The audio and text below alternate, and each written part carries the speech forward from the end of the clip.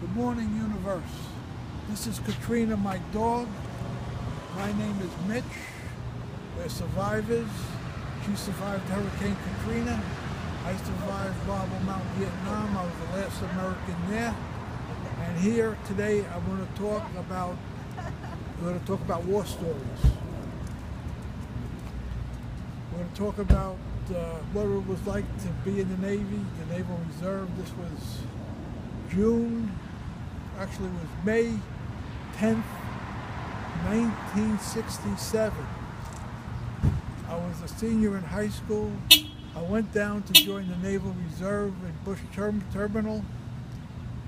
And this was an exciting day. It was a nice day outside.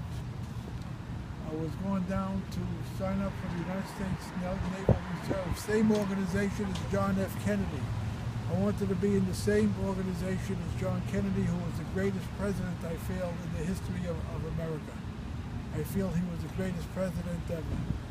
And I'm going down today to join the United States Naval Reserve because there's a brutal war going on out there.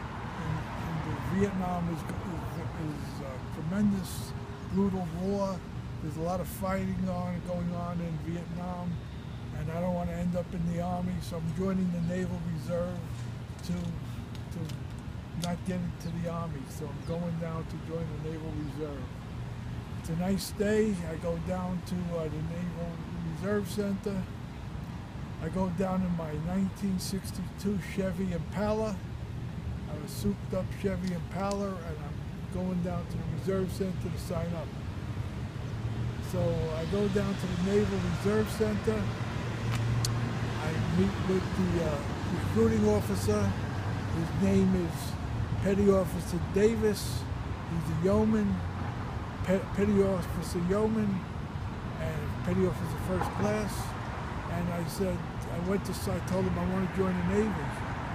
And Petty Officer Davis says, the Navy builds men, but we have to have something to start with. So I went in to join the Navy, and it was an exciting day. It was nice outside. It was May. It was a beautiful summer day, spring day, May 10th, 1967. And I said to Petty Officer Davis, what's the chances of me going to Vietnam? I don't want to go to Vietnam. What's the chance? Oh, Petty Officer Davis says, you'll end up either in Hawaii or Tahiti. You join the Navy, you'll travel, you'll see Hawaii, Tahiti, you'll be on some beach. It's the greatest thing you can do. So I signed the papers to join the United States Navy, and I was going to be in the Naval Reserve. This was June 10th, May 10th, 1967. That's when I joined the United States Naval Reserve, May 10th, 1967. After I signed up, filled out all the papers, and I was happy to get into I was on the list. I was actually on the list. I joined the Navy, but I wasn't accepted. I wasn't sworn in yet. I was on the list to be in the Naval Reserve. Everybody wanted to get into the reserves at that time because there was a brutal war going on in Vietnam. So I wanted to join the Naval Reserve. And that's what I did. I went to join the Naval Reserve, and after I signed up, I'm gonna celebrate that I joined the United States Navy. I'm on the list now. I went to my favorite place to eat. I went to Junior's in downtown Brooklyn, and had a basket of rolls, I had a cherry Coke, and to celebrate, this is what I did. I went to Junior's and had a nice breakfast. And I was very happy to be on the list. And what happened actually, after I joined the Naval Reserve, I got a letter to go for an Army physical. I was being drafted. I got a letter actually to be drafted. I was on the list to join the Naval Reserve, but I also got a letter from the Army that I'm being drafted. I got one token that I had to go down to, Fort Hamilton to report to Fort Hamilton that I was going for the physical first. I had to go for the Army physical.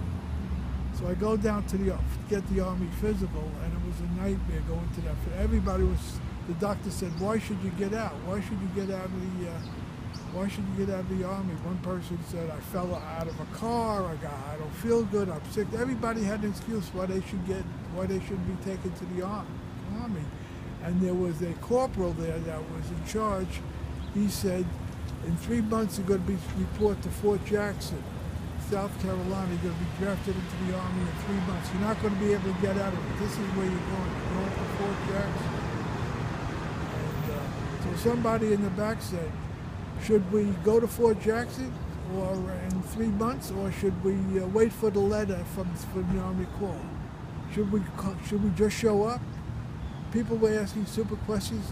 It was chaos there at Fort Hamilton. When I got to Fort Hamilton, everybody had an excuse why they shouldn't go to the Army, and nobody wanted to go. Everybody, there was a guy sitting next to me that was in my class, Ira Edelman.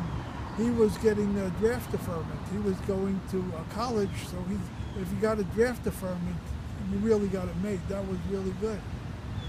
So what happened was, I actually won the lottery.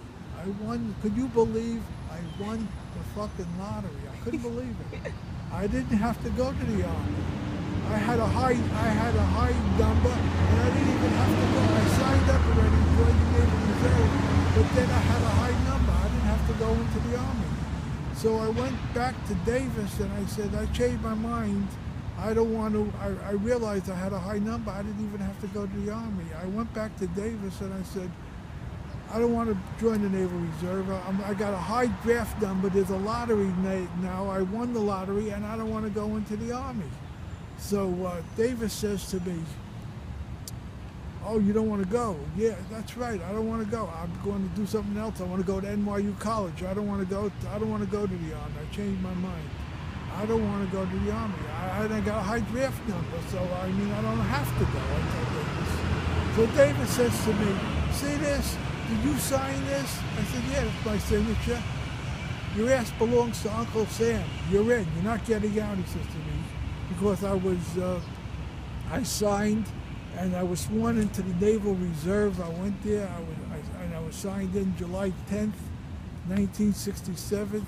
1967, July 10th, I was in the Naval Reserve. They had a big party, and I couldn't get out because I signed the contract, and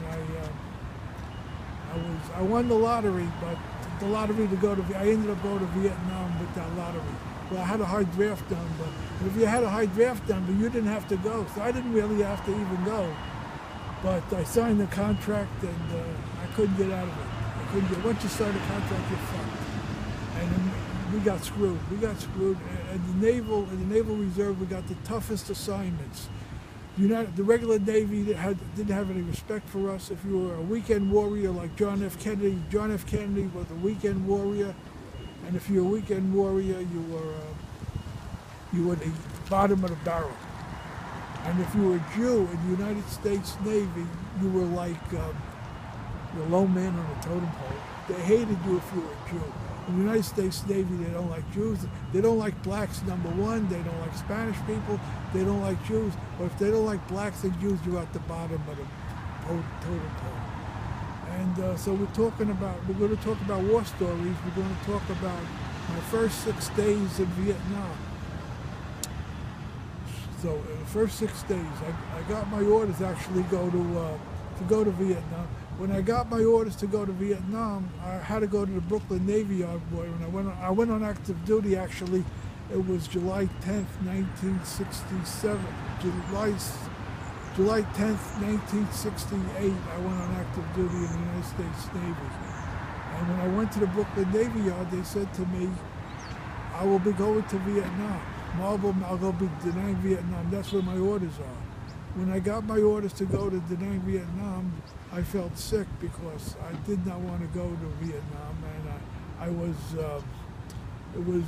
I felt very bad. I felt depressed. In fact, when I went home at my house in Brighton Beach, I went home and I threw up because I was nervous about going to Vietnam.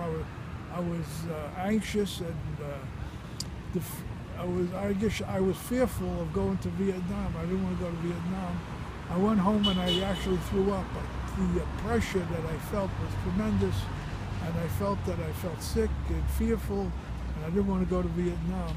So we're going to talk today about my first 6 days in Vietnam.